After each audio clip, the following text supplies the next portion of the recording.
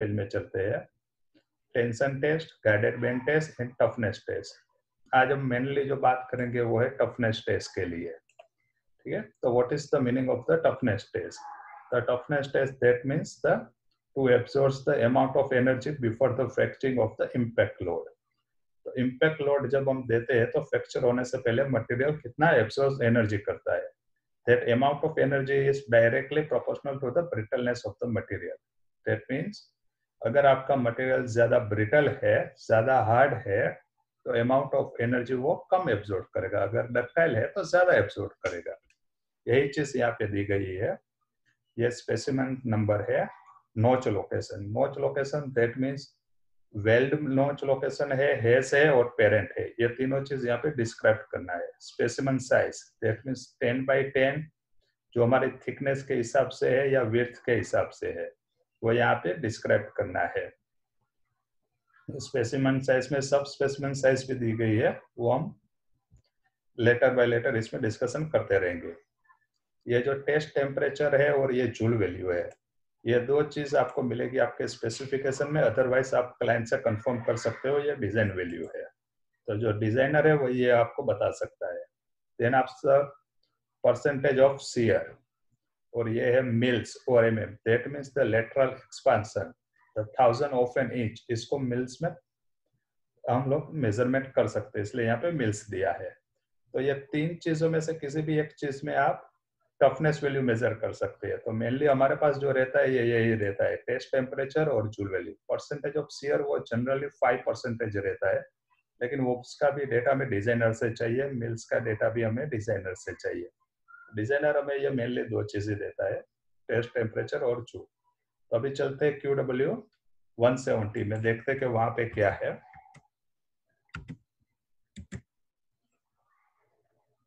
ये देखिए QW 170। तो यहाँ पे टफनेस टेस्ट दिया हुआ है। तो टफनेस टेस्ट के लिए यहाँ पे जो हमें रिप्रेजेंट किया है वो ऐसे 370 दिया गया है। दैट मीन सेक्शन 2A में 370 में हमें जाना है और वहां पे चेक करना है कि क्या है 370 में। तो पहले हम लोग जाएंगे ऐसे 370 में। और उससे पहले मैं आपको एक चीज बता देता हूँ एक्चुअली इम्पैक्ट टेस्ट के लिए कि क्या चीज है।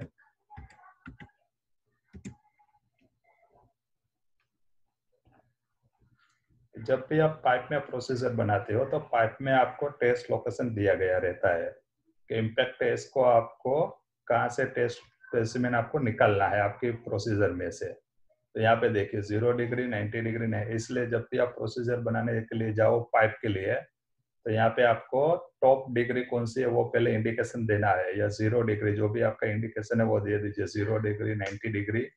देन आफ्टर आप पाइप की प्रोसीजर स्टार्ट कीजिए। सेम इट इज ये जो प्लेट है ये बिलो 10 mm प्लेट के लिए दिया गया है, ये अबो 10 mm, बिकॉज यहाँ पे साइड बेंड नहीं है, यहाँ पे साइड बेंड है। तो प्लेट में देखिए आप, प्लेट में कहीं पे भी इम्पैक्ट टेस्ट नहीं लिखा हुआ है। तो जब भी आप प्लेट में PQR बनाते हो तो इम्पैक्ट टेस्ट जो निकलता है वो लैब में से यहाँ मिडल सेक्शन में से इम्पैक्ट टेस्ट वो लोग निकालते हैं। और जब भी आप प्लेट में प्रोसीजर बनाते हो और इम्पैक्ट टेस्ट है तो फिर आपको प्लेट की साइज बहुत ही सोच समझ के सिलेक्ट करनी है। अदरवाइज आपका ऐसा होगा प्लेट की साइज से पूरे टेस्ट कूपन नहीं निकल पाएंगे, क्योंकि आपके जो टेस्ट कूपन है वो 2 टेंसाइल 4 रूट पेन और फिर इम्पैक्ट टेस्ट के भी टेस्ट स्पेसिमेन आपको निकालने पड़ेंगे। इसलिए ये देखो, सपोज एक मैं इसके बारे में अब एक एग्जांपल दे देता हूं मैं आपको। ये जो प्लेट है मेरे पास, ये सपोज प्लेट मेरा 300 का है। अब देखिए ये ऊपर से 25 mm डिस्कार्ड हो गई, नीचे से भी 25 mm डिस्कार्ड हो गई। दैट मीन्स मेरा जो प्लेट है वो 250 mm का ही रहेगा। 300 का प्लेट है वो सिर्फ 250 mm का रहेगा। दैट मीन्स ये देखिए रिड्यूस सेक्शन टेंसाइल है, root bend, face bend, root bend, face bend and tensile. तो अब आपको ये सब टेस्ट स्पेसिमेन की भी डायमेंशन मालूम होना चाहिए जब भी आप PQR बनाने के लिए जाते हो। तो ये जो टेंसाइल है वो मिनिमम विड्थ उसका 20 mm है, लेकिन जब भी आप एंड ग्रिप जब आप लोगे उसका तो एंड ग्रिप आपको 30-35 mm आएगा। तो 2 टेंसाइल लोगे तो उसका 70 mm हो जाएगा। रूट बेंड फेस बेंड का आप लेने जाओगे तो उसका मिनिमम लेंथ भी 15 से 20 mm रहेगा। अगर साइड बेन है तो उसका मिनिमम विड्थ आपको 10 mm में आएगा। ठीक है, तो अभी ये देखो, ये 60-70 mm हो गया, ये इसका भी आपको 80 mm आ जाएगा। और इसका फिर टॉलरेंस, कटिंग टॉलरेंस भी 10 mm ले लीजिए। आपको मैं यहाँ से दिखाता हूँ, ये देखो। और अगर आप इसमें इम्पैक्ट टेस्ट लेते हो तो आपको 9 टेस्ट स्पेसिमेन लेना पड़ेगा। 3 वेल्ड के, 3 हेज के और 3 पेरेंट के। तो इस हिसाब से आपको पहले टेस्ट पीस को साइज कंसीडर करना है, उसके बाद इम्पैक्ट टेस्ट वाला स्पेसिमेन आपको सिलेक्ट करना है। अब हम चलते हैं डायरेक्ट ऐसे 370 में। जब आप सेक्शन 2 में ऐसे 370 में जाओगे, ये सेक्शन 19 में, तो वहां पे आपको 4P इम्पैक्ट टेस्टिंग मिलेगा। पहले हम ये थियरी समझ लेते हैं, उसके बाद हम प्रैक्टिकल में चलते हैं कि एक्चुअल लैब में किस तरह से टेस्टिंग होता है। क्योंकि आप अगर थियरी नहीं पता होगी तो फिर लैब में जाने का कुछ मतलब नहीं है। तो पहले देख लीजिए, जो अभी आपका जूल मशीन रहेगा, जूल मशीन का रेंज रहेगा 300 से 400 तक। दैट मीन्स 300 to 400 तक वो एनर्जी का रेंज होना चाहिए। पहले आपको ये चेक करना है वहां पे जाके कि मशीन की रेंज कौन सी है। फिर टेम्परेचर मीडियम, इसमें गैसेस मीडियम भी रहता है और लिक्विड मीडियम भी रहता है। हम लोग मोस्ट ऑफली तो लिक्विड नाइट्रोजन ही यूज होता है हमारे वहां पे। फिर टेस्ट सैंपलिंग, सैंपलिंग कहाँ से निकालना है हमको, तो सैंपलिंग के लिए दिया गया, अगर स्पेसिफिकेशन में दिया है तो वहीं से निकालो, लेकिन जनरल स्पेसिफिकेशन में नहीं देते। स्पेसिफिकेशन का मतलब है वेल्ड, हेज और पेरेंट। लेकिन हमें जब प्लेट दिया जाता है तो वो सेंटर से लेते हैं। और पाइप का प्रोसीजर है, तो उसके लिए तो पाइप के प्रोसीजर में मैंने आपको दिखाया वैसे ही मेंशन है कोड में कहाँ से लेना है। नंबर ऑफ स्पेसिमेन कितना लेना है, तो जब भी आपको अगर इंडिविजुअल वैल्यू दी गई है, ऐसे 370 के हिसाब से इंडिविजुअल वैल्यू दी गई है, तो सिर्फ आपको एक स्पेसिमेन ही लेना है। और अगर एवरेज स्पेसिमेन दी गई है तो फिर आपको 3 स्पेसिमेन लेना पड़ेगा। ये यहाँ पर लिखा है, when the specification call for the minimum average test result, 3 specimens shall be tested। और जनरली इंडिविजुअल और एवरेज दोनों टेस्ट वैल्यू हमें दी गई होती है।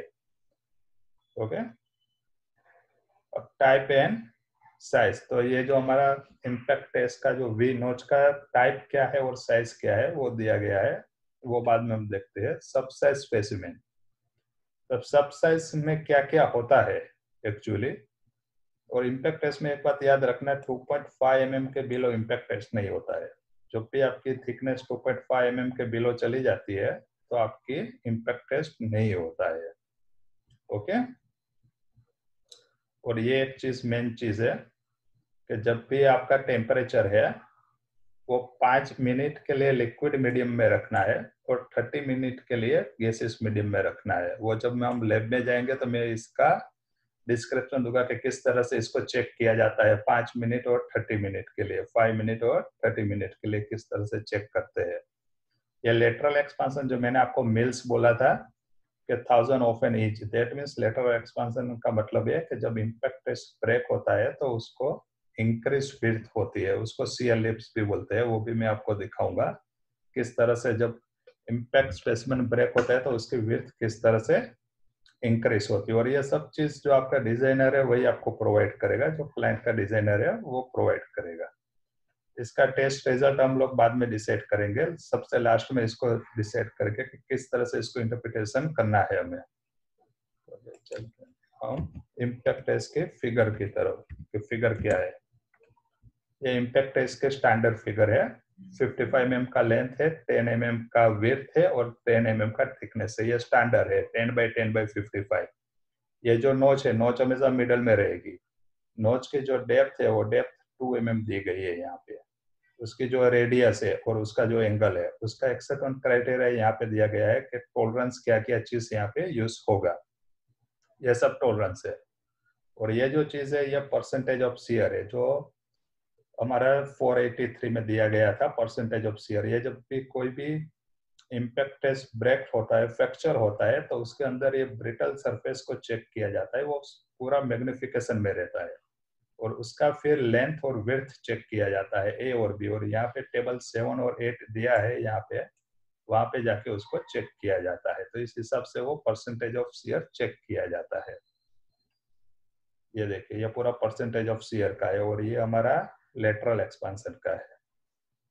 ये एक चीज ये है। और एक चीज मैं आपको बता दूं,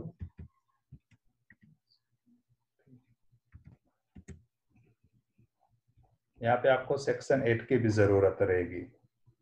सेक्शन 8 की जो जरूरत है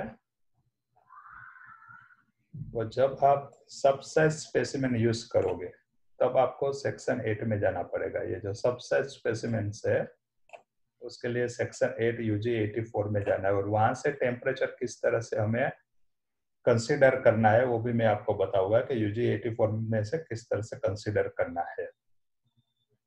और सब साइज का मतलब क्या है, देखिए standard size 10 by 10 by 55 mm length है, 10 mm थिकनेस है और 10 mm उसका वेथ है।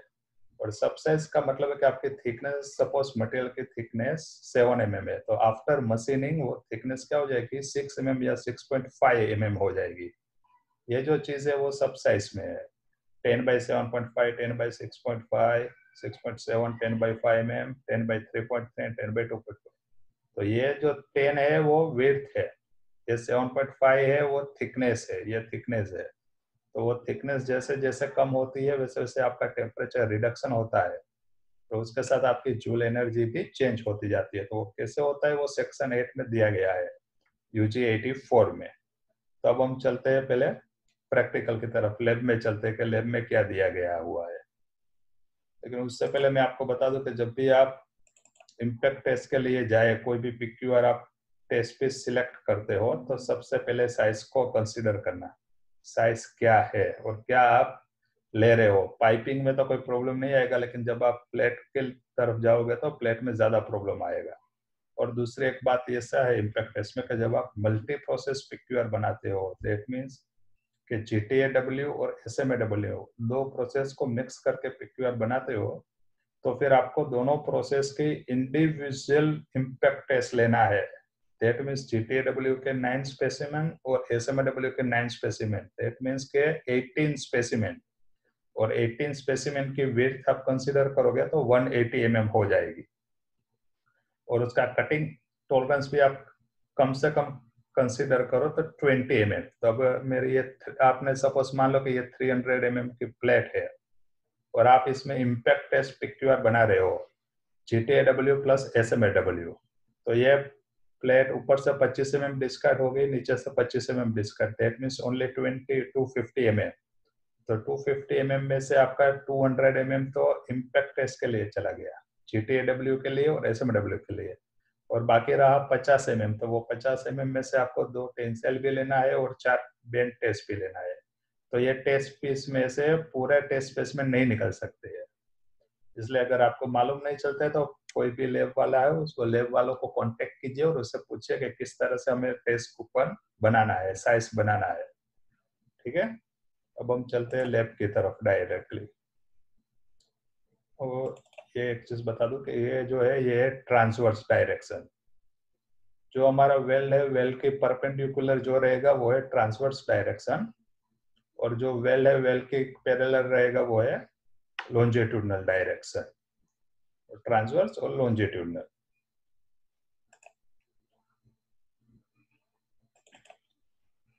ये जो चीज है ये है इम्पैक्ट मशीन, जिसको हम 4P बोला जाता है। क्योंकि इम्पैक्ट टेस्ट जब भी आप करोगे टफनेस टेस्ट, तो वो मेनली दो मेथड से होगा, एक 4P से होगा और एक आइजोड से होगा।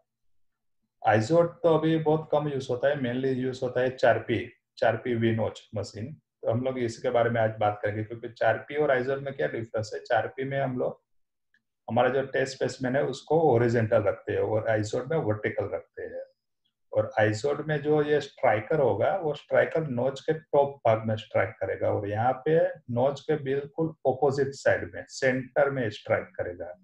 और दूसरी बात क्या है, आइसोड में नोच जो रहेगी वो फेस में रहेगी, स्ट्राइकर के फेस में रहेगी, और यहाँ पे नोच ऑपोजिट डायरेक्शन में रहेगी।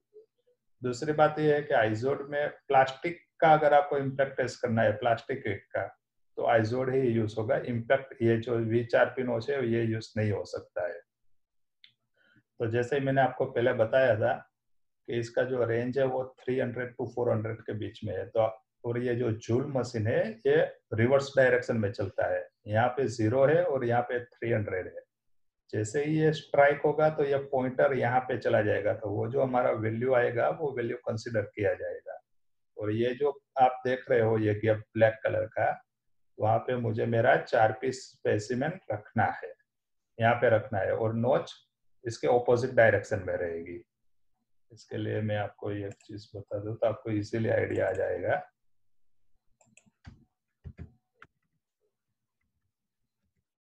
ये देखिए, ये जो है ये पेंडुलम है मेरा, ये पेंडुलम है और ये नोच है।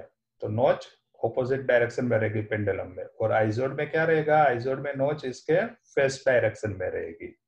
तो यहाँ से ऐसा ब्रेक होगा और ब्रेक होते ही हमें जो वैल्यू है वो वैल्यू पॉइंटर की तरफ से मिल जाएगी कि पॉइंटर में कितनी वैल्यू आ रही है। ये जैसे ही स्ट्राइक होगा वैसे ही ये पॉइंटर यहाँ से होके यहाँ पे चला जाएगा। जो भी मटेरियल ने हमारी एनर्जी अब्सॉर्ब की है वो एनर्जी अब्सॉर्ब यहाँ पे आ जाएगी। इस तरह से हमारा जो इम्पैक्ट टेस्ट मशीन है इस तरह से काम करता है। अब जो आप सबसे पहले जब लैब में जाओगे तो आपने जो पिक्यूआर बनाया होगा, पिक्यूआर के ऊपर आपने कुछ ना कुछ आइडेंटिफिकेशन दिया होगा। तो लैब में जाने से पहले आपको पहले वो चेक करना है। उसके लिए ये देखिए, ऐसे आपको 3-3 के सेट में हर चीज मिलेगी।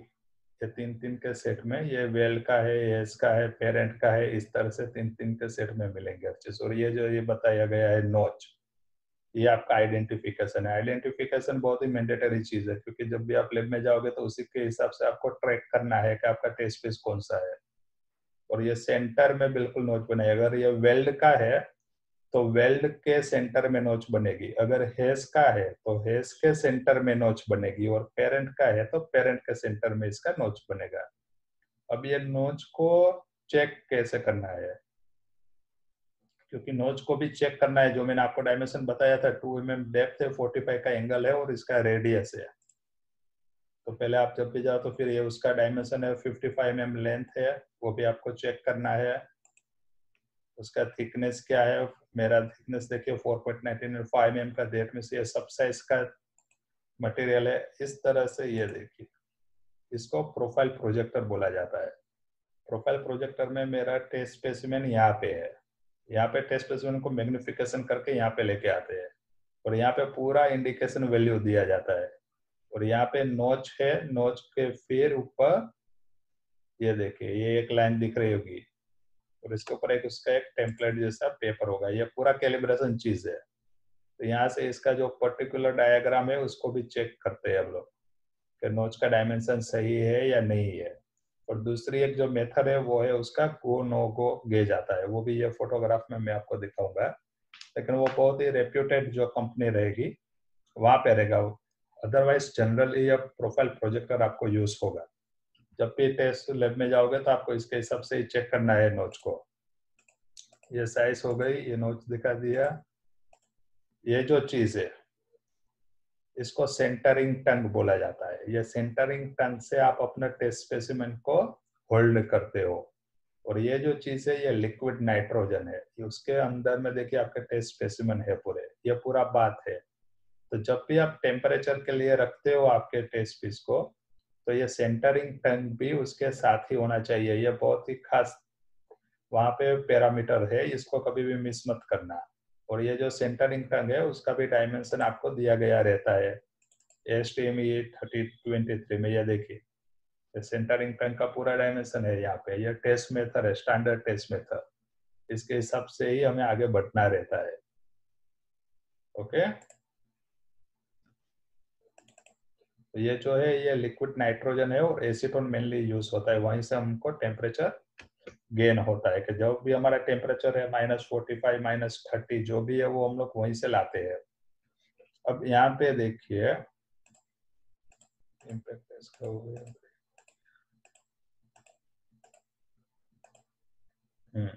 ये जो चीज है यहाँ इसके साथ ये टेम्परेचर सेंसर अटैच रहता है, इसके साथ ही रहता है। तो यहाँ का जो टेम्परेचर है वो आपको यहाँ पे इंडिकेशन में देगा। और ये अगेन मैं बोल रहा हूँ कि सेंटरिंग टंग को उसके साथ ही रखिएगा, ये उसके अलग नहीं हो सकता है, ये प्रोसीजर है इम्पैक्ट टेस्ट की, जहाँ पे टेस्ट स्पेसिमेन है उसके साथ सेंटरिंग टंग रहेगा, अदरवाइज क्या होगा, हीट ट्रांसफर हो गया। अगर ये बाहर है और ये अंदर है तो फिर इससे ही हमको टेस्ट स्पेसिमेन को पकड़ना है, होल्ड करना है और वहां पे मशीन पे लेके जाना है इससे ही, तो फिर हीट ट्रांसफर हो जाएगी, तो फिर वो टेम्परेचर आपका नहीं रहेगा। तो ये पूरा टेम्परेचर सेंसर है यहाँ से यहाँ तक का, वो आपको मेजर करना है। ये प्रोफाइल प्रोजेक्टर जो ये देखिए ये नोच है, यहाँ पे टेस्ट स्पेसिमेन है, मैग्निफिकेशन में यहाँ पे ये एंगल दिखाएगा यहाँ से और यहाँ से, आप ध्यान से देखोगे तो पता चलेगा ये 45 का एंगल आएगा, इतना और इतना, इस तरह से इसका एंगल भी चेक करते हैं। इसके बारे में भी आपको बात, ये देखिए जूल वैल्यू आपको जैसे स्ट्राइक होगा जूल वैल्यू आएगी। अब आपका जो भी मैंने आपको वो बात दिखाया था टेम्परेचर, वहां से लेके टेस्ट स्पेसिमेन रखना और पेंडुलम से उसको स्ट्राइक करना, वो सब होने के लिए आपको सिर्फ और सिर्फ 5 सेकंड है। 5 सेकंड के अंदर ये सब चीज प्रोसेस हो जानी है। आपको यहाँ से सेंटरिंग टंग से अपना टेस्ट स्पेसिमेन को उठाना है, यहाँ पे रखना है और यहाँ से पेंडुलम रिलीज करके पेंडुलम को स्ट्राइक करवाना है। अगर 5 सेकंड में नहीं होता है तो फिर आपको अगेन इसको लेके जाना है, ये बात तब में, और 5 मिनट के लिए रखना है। मैंने जैसे आपको बोला था कि 5 मिनट के लिए रखना है। जब भी आपका टेम्परेचर आ जाता है, आपका टेम्परेचर मान लीजिए -45 है, तो डायरेक्ट -45 आप अचीव कर लेते हो तो डायरेक्ट टेस्ट स्पेसिमेन उठा के आपको यहाँ पे ये एनविल है, एनविल पे रखना नहीं है, उसको 5 मिनट के लिए सेम वही कंडीशन में रखना है। वो 5 मिनट हो जाता है, उसके बाद आपको टेस्ट स्पेसिमेन लेके एनविल पे रखना है और विद इन 5 सेकंड के अंदर उसको फ्रैक्चर करना है। ये पूरा प्रोसीजर है। ये है गो नो गो गेज, ये भी कैलिब्रेशन होना चाहिए। प्रोफाइल प्रोजेक्टर भी कैलिब्रेशन होना चाहिए और ये गेज भी कैलिब्रेशन होना चाहिए। इससे भी आप अपने टेस्ट स्पेसिमेन की हर चीज चेक कर सकते हो कि नोच क्या है, थिकनेस क्या है। मेनली ये नोच के लिए यूज होता है कि 45 डिग्री है और उसका डेप्थ कितना है। अब जब आपका टेस्ट स्पेसिमेन फ्रैक्चर हो जाएगा, इसके लिए ये जो चीज है ये बहुत ही मेन चीज है। इसके लिए मैं आपको UG84 जब दिखाऊंगा तो वहां पे इसके लिए डिस्कस करूंगा कि ये चीज का मतलब क्या है।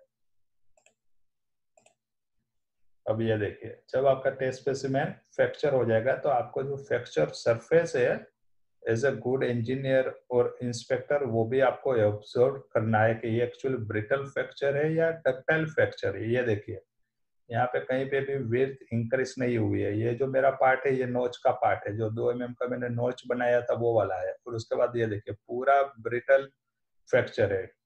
ये हम कैसे डिसाइड करेंगे कि ये कौन सा फ्रैक्चर है, ब्रिटल है या कौन सा है? तो उसके लिए आपको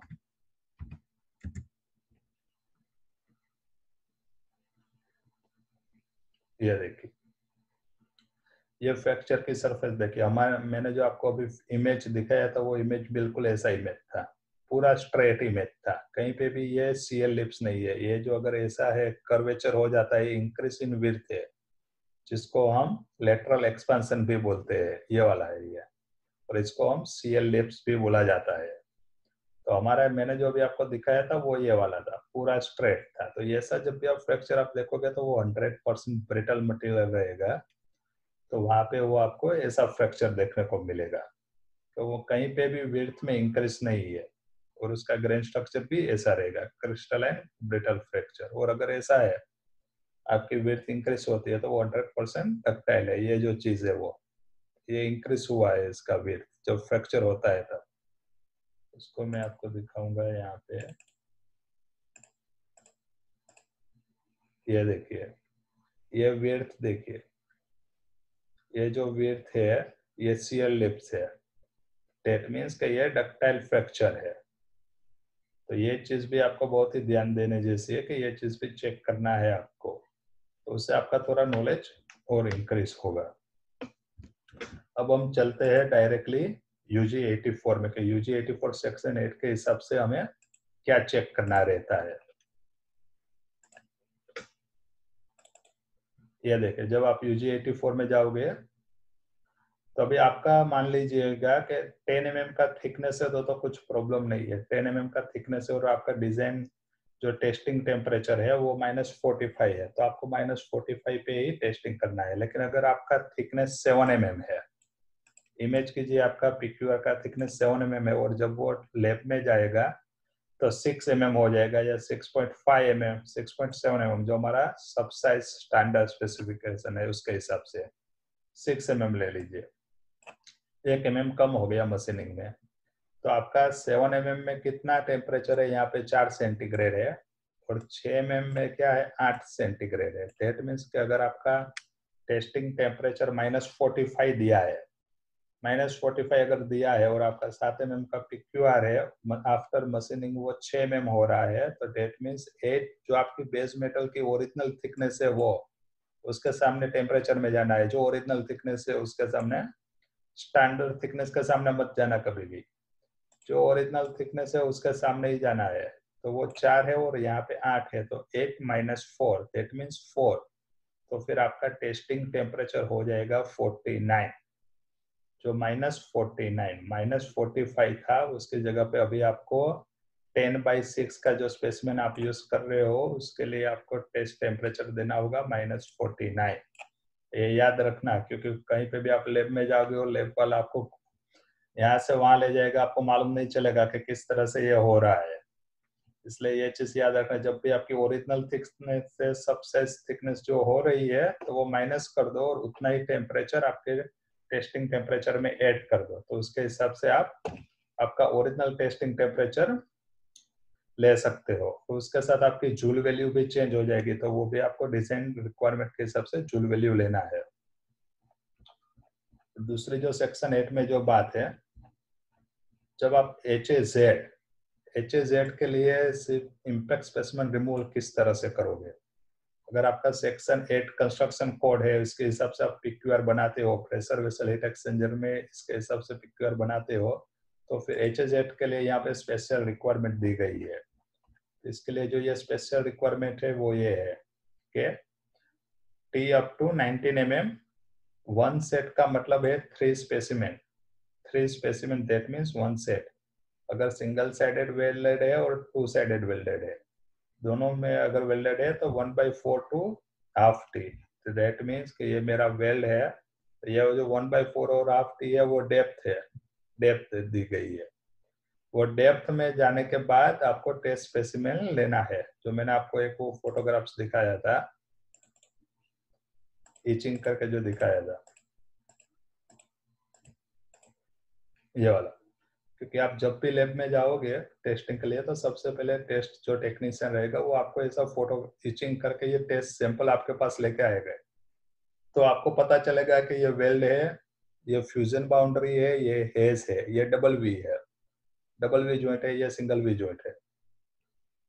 तो ये जब इचिंग करके लाएंगे तो आप उसको ओके करोगे, फिर वो यहाँ पे नोच बना के लाएगा कि ये वेल्ड में नोच है, ये हेज में नोच है और वो पेरेंट में नोच है। इस तरह से सबसे पहले ये चेक करना है आपका आइडेंटिफिकेशन और इचिंग सैंपल, तभी आपको पता चलेगा कि नोच वेल्ड में की है, हेज में की है। अदरवाइज तो वो आपको बता देगा कि ये सब हमने वेल्ड में की है और ये एज में है, तो ऐसा एक्सेप्ट मत करना कभी भी। ये चीज होनी चाहिए। तो ये चीज के साथ देखिए भी सेक्शन 8 UG 84 को कोरिलेट कीजिए कि हेज, ये स्पेशली हेज के लिए है। ये जो ब्लैक पोर्शन दिख रहा है आपको वो HAZ है, हीट अफेक्टेड जोन है हमारा। तो वहां से हमको टेस्ट स्पेसिमेन रिमूव करना है और डेप्थ में जाके, ये सपोज 19 mm की डेप्थ है तो इसकी डेप्थ में जाना है। ये 19 mm की अगर थिकनेस है तो इसकी डेप्थ में जाके इसको निकालना है हमको। ओके, तो देखिए और दूसरा देखिए 19 to 38 mm है, तो अगर सिंगल साइडेड वेल्ड है तो वन सेट ही लेना है, और अगर टू साइड वेल्ड है तो फिर दोनों साइड से लेना है। दैट मीन्स कि आपको यहाँ से भी डेप्थ में आना है और यहाँ से भी डेप्थ में आना है। टू साइड वेल्ड है अगर मेरा, तो यहाँ से भी डेप्थ लेना है 1/4 टू हाफ टी, यानी यहाँ से भी लेना है 1/4 टू हाफ टी, और डेप्थ में जाके 2 सेट यानी 6 सेट लेना है एस का। ये ओनली फॉर द एस है, अगेन मैं बोल रहा हूँ आपको, इसको वेल्ड और पेरेंट के साथ कनेक्ट मत कीजिएगा। ये सिर्फ फेस के लिए ही दिया गया हुआ है, ठीक है। और लास्ट वन क्या है, 38 mm। अगर सिंगल साइडेड है तो भी टू सेट है, और टू साइडेड है तो भी थ्रू साइड है। यानी कि अगर मेरा सिंगल साइडेड वेल जॉइंट है, इसको मैं आपको ऐसे बताता हूँ।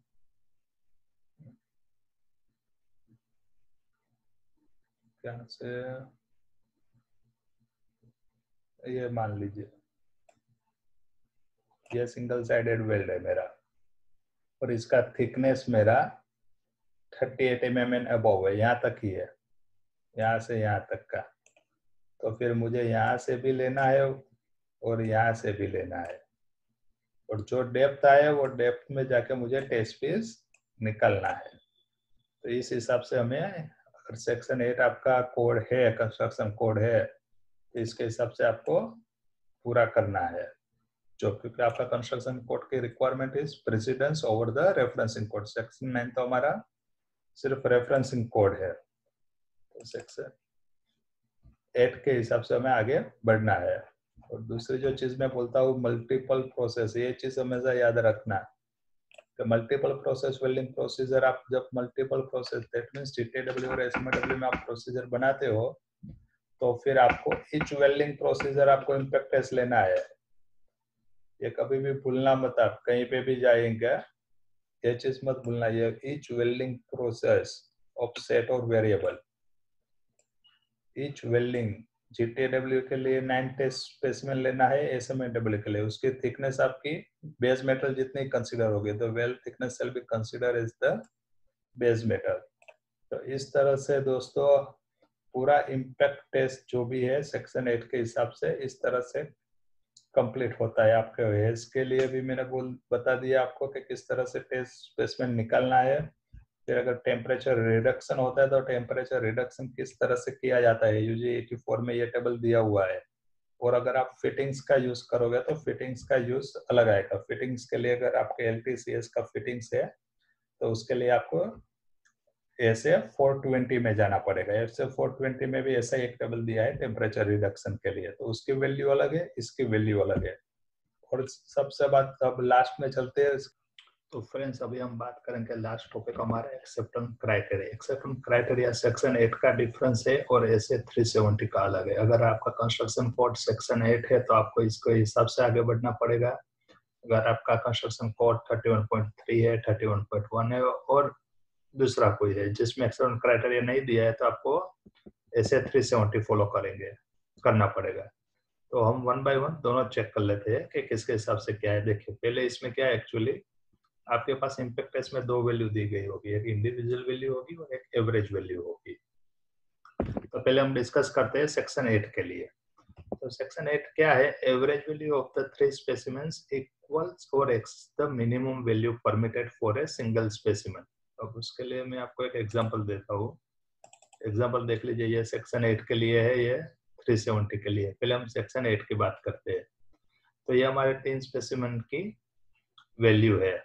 यहाँ पे एवरेज वैल्यू 30 जूल है और यहाँ पे इंडिविजुअल वैल्यू 20 जूल है। सपोज मान लीजिए केस 1 है, जो कंडीशन 1 है हमारी, कि तीनों स्पेसिमेन की मेरी फर्स्ट की वैल्यू 20 जूल, सेकंड की भी 20 जूल एंड थर्ड की भी 25 जूल, और तो तीनों का एवरेज निकालोगे तो 21.66 जूल आएगा। तो इसका कहने का मतलब है कि अगर तीनों का average minimum permitted single value, ये हमारे मिनिमम परमिटेड इंडिविजुअल वैल्यू से इक्वल टू और एक्सीड होना चाहिए, तो हमारा ये यहाँ पे मीट हो रहा है कंडीशन। दैट मींस केस 1 में हम पास हो चुके हैं।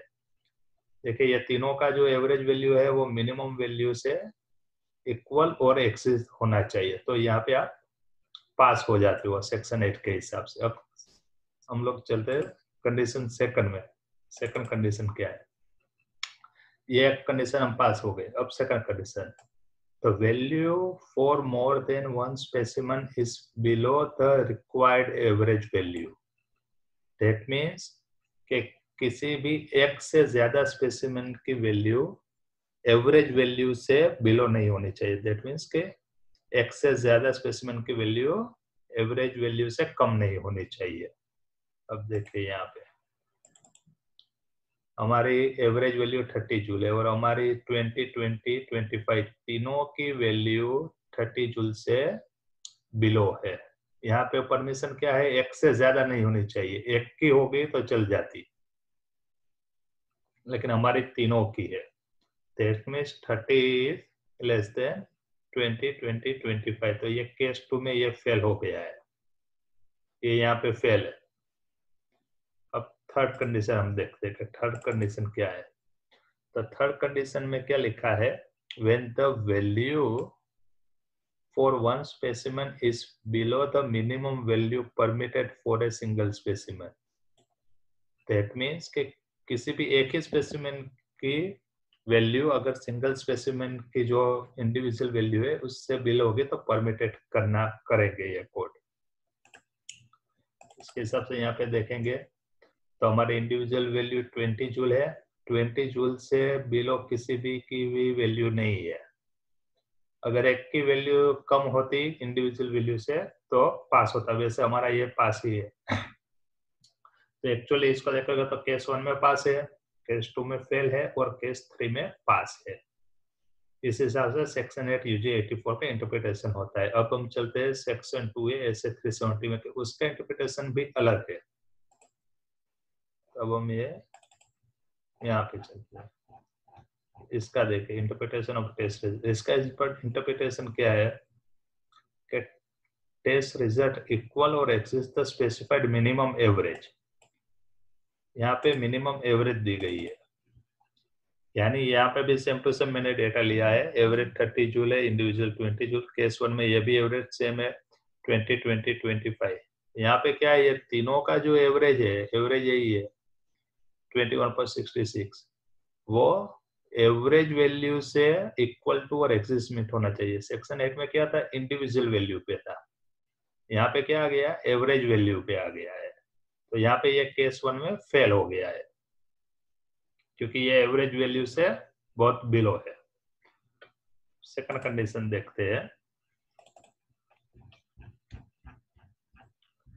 The individual test value for not more than one specimen measure the less than the specified minimum average value. That means कि किसी भी एक से ज्यादा की स्पेसिमन की एवरेज वैल्यू ये एवरेज वैल्यू से कम नहीं होनी चाहिए। हमारी तीनों की 30 से कम है। सेम टू सेम ये केस 2 के जो सेक्शन 8 में दिया है वही कंडीशन है कि किसी भी एक से ज्यादा की वैल्यू एवरेज वैल्यू से कम नहीं होनी चाहिए, लेकिन हमारी तीनों की, अगर ये दोनों की वैल्यू 35 और 38 होती तो ये दोनों केस 2 में भी फेल हो, पास हो जाते हैं।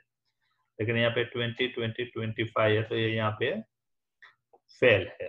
अब कंडीशन, अब फ्रेंड्स जो थर्ड कंडीशन है वो हम लोग डिस्कस करते हैं। The individual test value for any specimen measure not less than 2/3 of the specified minimum average. That means कि किसी एक की इंडिविजुअल वैल्यू एवरेज वैल्यू से 2/3 से बिलो नहीं होनी चाहिए। चलिए इसको भी देखते हैं हम एग्जांपल में। तो हमारी तीनों की वैल्यू जो है 20, 20, 25। तो सबसे पहले आपकी जो एवरेज वैल्यू है उसको 2/3 कर दीजिए। 2/3 है उसका 20 जूल। तो ये 20 जूल से किसी की भी एक की भी इंडिविजुअल वैल्यू कम नहीं होनी चाहिए, इससे बिलो नहीं होनी चाहिए 2/3 ऑफ द एवरेज वैल्यू। तो इस कंडीशन में भी हमारा केस 3 पास है। तो यहाँ पे दोनों कंडीशन में ये देखिए, ऐसे 370 के हिसाब से केस 1 केस 2 में फेल है, यहाँ पे ऐसे केस 2 में फेल है। और जब भी आप रीटेस्ट के लिए जाते हो दोस्तों, तो रीटेस्ट के लिए जब भी आप करते हो तो ये जो आपकी इंडिविजुअल वैल्यू है, ये इंडिविजुअल वैल्यू है, वो आपको रीटेस्ट में रिक्वायर्ड वैल्यू इसकी एवरेज वैल्यू चाहिए। यानी कि जब रीटेस्ट करोगे तो तीनों स्पेसिमेन की मिनिमम इंडिविजुअल वैल्यू 30 जूल हो जाएगी, जो इसकी एवरेज वैल्यू है वो हो जाएगी। वो ऐसे 370 में भी सेम है और सेक्शन 8 में भी सेम है। ये देखिए यहाँ पे दिया है each individual test value of the retested specimen shall be equal to or greater than the specified minimum average value. ये दोनों के लिए सेम है। सेम ये सेक्शन 8 में भी दिया हुआ है कि आप रिटेस्ट करते हो 3 additional specimen shall be made, the value for the each of these retest specimen shall be equal और exceed the required average value। तो ये याद रखना, जब भी आप अगर टेस्ट पीस फेल भी हो जाता है और फिर रीटेस्ट के लिए जाते हो तो फिर इंडिविजुअल वैल्यू चेंज हो जाती है, वो आपकी एवरेज वैल्यू बन जाती है। जो एवरेज वैल्यू यहाँ पे है 30 जूल, तो वो फिर आपकी इंडिविजुअल वैल्यू बन जाती है।